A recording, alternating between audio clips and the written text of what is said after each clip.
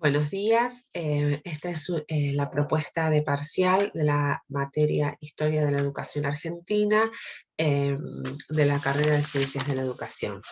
El tema que he elegido para presentar es la comparación de la Universidad de Córdoba y Buenos Aires, comparando también su contexto histórico. Que fue fundada y creada en 1621 en la Universidad de Córdoba, mientras que la Universidad de Buenos Aires en el año 1821. 200 años de historia pasaron entre la fundación una de otra. Bueno, en esta primera etapa del año lo que vimos fue todo las raíces de la entidad de la educación argentina hasta la conformación de un sistema educativo nacional centralizado. Comenzamos con la etapa de la evangelización en el siglo XVI y XVII, hasta llegar a la formación y consolidación del sistema con el positivismo y normalismo en el año 1916. Por supuesto, esta historia de la educación continúa en la segunda parte del año. Comencé contextualizando el periodo hispánico y la gestación de una nueva cultura, donde tenemos la etapa de la evangelización. Como dije, aquí tenemos el siglo XVI y el siglo XVII, donde se realiza el descubrimiento y la conquista de América. En España lo que estaba sucediendo es que reinaba la dinastía de los Austrias, en un imperio absoluto, absoluto español, y estaba la reina Isabel. Ante el descubrimiento y la conquista de América, la reina Isabel modifica su testamento, incorpora esa disposición en el año 1508, donde determina que ordena a convertir a los indígenas al catolicismo, enseñarles buenas costumbres sin agravio de sus personas y de sus bienes. Por lo tanto, comienza un periodo de evangelización y de conversión de los indígenas que habitaban en América. Lo que se buscaba era convertirlos en buenos cristianos, respetuoso de la Iglesia y de Dios, y respetuoso también de la monarquía absoluta. Esta tarea es encomendada entonces a las órdenes religiosas, ¿sí? Para ello se realizan una serie antes de ello, de unas leyes indias que se recapitulan en el año 1680, donde fijaban la situación jurídica de los indígenas, de donde se los liberaba de la esclavitud, y sí debían realizar tareas de servidumbre, pero la esclavitud los libera porque iba en contra de las leyes de Dios. Esta educación se realiza en los conventos y está a cargo de las órdenes religiosas que llegan a América: franciscanos, agustinos, jesuitas, mercenarios y creo que dije todas. La diferencia entre las distintas órdenes religiosas es que se diferencian por su carisma, que lo da el Espíritu Santo. Le enseñaron a leer, escribir, el cálculo y también, por supuesto, la doctrina cristiana. Hubo tres formas de organización de la acción educativa: una denominada encomiendas, otra denominada reducciones y otra misiones. Las encomiendas eran un español, digamos, una familia de indígenas era encomendado a un español quien hacía la tarea de la evangelización. En las reducciones eran poblaciones en las cuales se los obligaba a los indígenas a vivir, y allí se realizaba la tarea de enseñarles la doctrina cristiana y sobre todo enseñarles la cultura, el trabajo, para sacarlos de su vida ociosa. Y en las misiones, la más conocida fue la de los jesuitas, la Compañía de Jesús, que era una orden religiosa fundada en España por Loyola, en la cual lo que hacían era, también enseñarles las primeras letras, lectura, escritura y todo lo que tenía que ver con la doctrina cristiana. Para eso crearon gramáticas y les enseñaban a través de instrumentos a escribir. Tomaron sus artesanías como parte de el proceso de inculturación, que era esta formación en arte, oficio y religión. En este contexto se crea la Universidad de Córdoba. Surge del Colegio Máximo de los Jesuitas en el año 1621, que es creado por el obispo Trejo y Sanabria, y el padre Gregorio XV luego le va a dar le otorga la facultad de grado. Por supuesto, esta universidad tuvo un gran tinte religioso, digamos, para la formación de en el catolicismo, y tuvo como dos grandes finalidades. Una, esta que digo, y la otra era formar a los criollos en la administración pública. ¿Para qué? Para que pudieran ocupar cargos, digamos, en la magistratura, cargos en las parroquias, en las clínicas, en los hospitales, en los hospitales y sobre todo también ser profesores en los colegios y en las universidades. La relación con la política, si bien estaban alineados con la política, no obedecían a la autoridad civil, sino al Papa, a la autoridad del Papa. El método que aplicaron fueron múltiples métodos. Uno de ellos fue preguntas y respuestas, dictados de las clases, y lo que se llamaba lectio disputas. El lectio era la comprensión de texto, y las disputas eran la memorización de esos textos con disputaciones, que generalmente los miércoles eran de filosofía y los sábados eran de teología. Tenían obligaciones de asistir digamos, a las fiestas religiosas, y tenían distintos cargos los alumnos aspirantes. Los alumnos que vivían en los colegios llevaban unas becas o estolas donde ponían su escudo. Aquellos alumnos que vivían en sus casas tenían mantos o capas, y se los llamaban mantistas o capistas. Aquellos que eran aspirantes al doctorado tenían gorros especiales, y aquellos que ya eran doctores tenían borlas. El idioma, por supuesto, que se hablaba era el latín, y la estructura estaba armada en 2 ciclos de 12 años cada uno.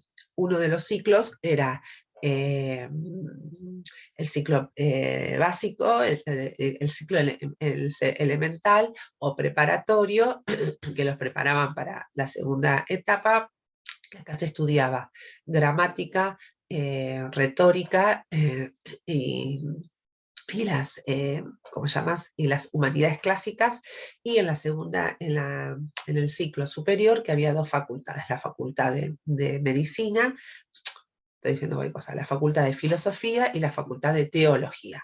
La facultad de filosofía, que duraba 3 años el proceso de formación, y podían obtener 3 títulos: el título de bachiller, el título de licenciado y el título de maestro.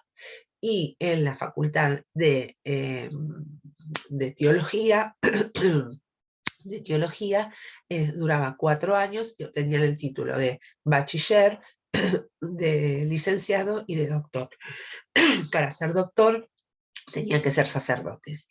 Las materias tenían, digamos, un fuerte peso las teologías sobre el derecho, y el derecho era tradicional, o sea, el derecho, las materias que tenían eran derecho canónico y derecho romano, y dentro de las teologías teníamos las Sagradas Escrituras, los cánones, y después la teología dogmática y la teología moral. Luego tenemos en el año 1820, en ese proceso, más específicamente en el año 1821, se funda la ciudad de Buenos Aires, pero en otro contexto histórico, para llegar a una etapa que se la denomina Reforma y Restauración. Previamente habían pasado 2 periodos, o 2 etapas, dice Ramallo: todo lo que es la educación popular y la educación liberal. Pero en la creación de la Universidad de Buenos Aires había mucha convulsión política, muchas luchas civiles. El contexto histórico era distinto con respecto a digamos, a la creación de la Universidad de Córdoba.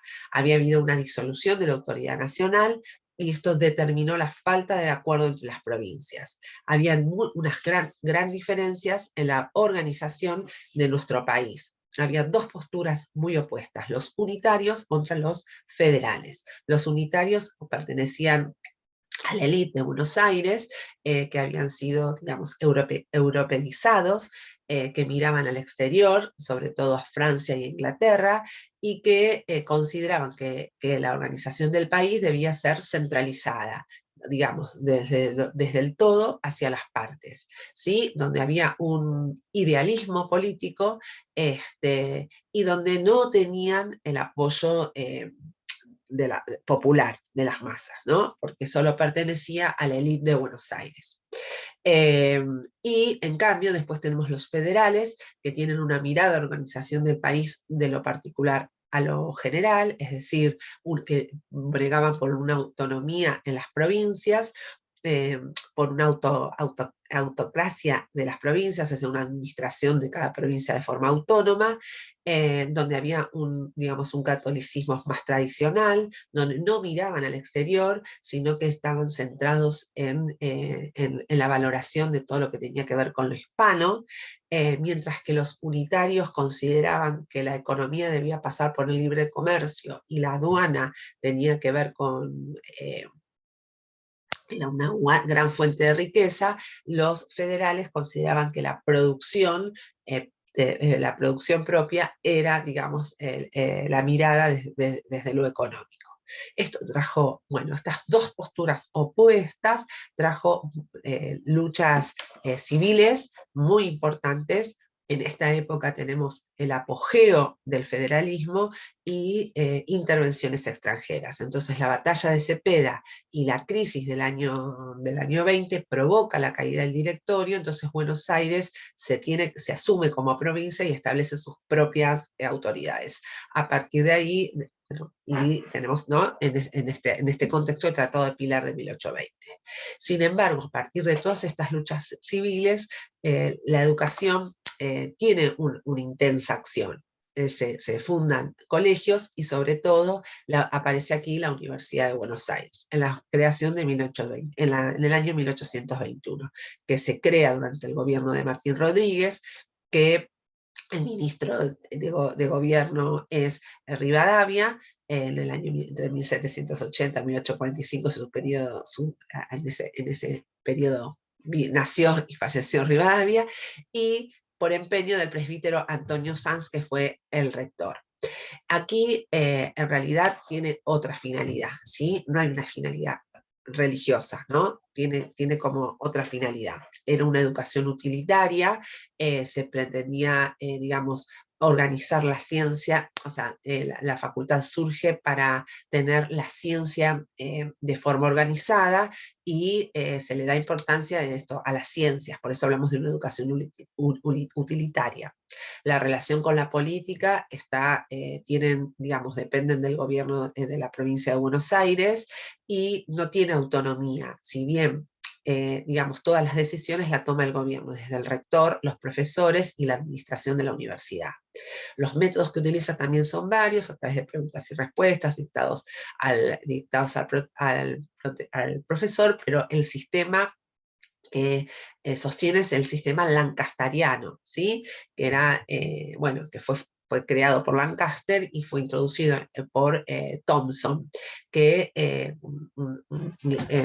lo que consistía en que se los organizaba, digamos, por eso la universidad tenía un sistema de premios y castigos, pero no corporales. Se los iba sentando en distintos lugares y para los alumnos más avanzados colaborar con sus compañeros. Era un sistema de monitores, donde había un profesor tutor y monitores que eran los alumnos más avanzados que ayudaban a los compañeros. Mientras que en la Universidad de Córdoba el idioma era el latín, aquí es el idioma vernáculo, el español, y también se estudiaba francés e inglés. La estructura estaba organizada en 6 facultades. Tenemos los estudios, las primeras letras, donde estaban en los cabildos, en las escuelas de la ciudad, en las escuelas de campaña. Después tenemos las letras, que estaba aquí la Escuela de la Unión del Sur. Después tenemos la Facultad de las Sagradas Escrituras, la Facultad de Ciencias Exactas, la Facultad de Medicina y la de Jurisprudencia.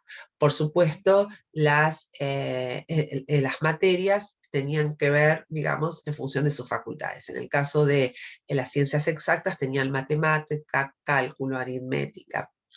En el caso de las facultades de ciencias sagradas, tenían que ver con, había materias como teología, jurisprudencia, todas las que tenían que ver con el derecho, pero sobre todo el derecho civil, no romano, ¿no? Y en la carrera de medicina se estudiaba las instituciones clínicas, quirúrgicas y la clínica médica. Por eso las materias digamos, que sobrepasaba, o sea, que sobresalían eran las del derecho civil. Por último, si bien, digamos, toda esta convulsión trajo, digamos, si bien Rivadavia, que fue el ministro, se ocupó muchísimo de la educación popular, todas las luchas civiles terminaron complicando, fracasando todos los avances que hubo en la educación. Sin embargo, las condiciones aún no estaban dadas para la unidad nacional, pero nuestra educación argentina continuará. Y ahí terminé la exposición. Muchas gracias.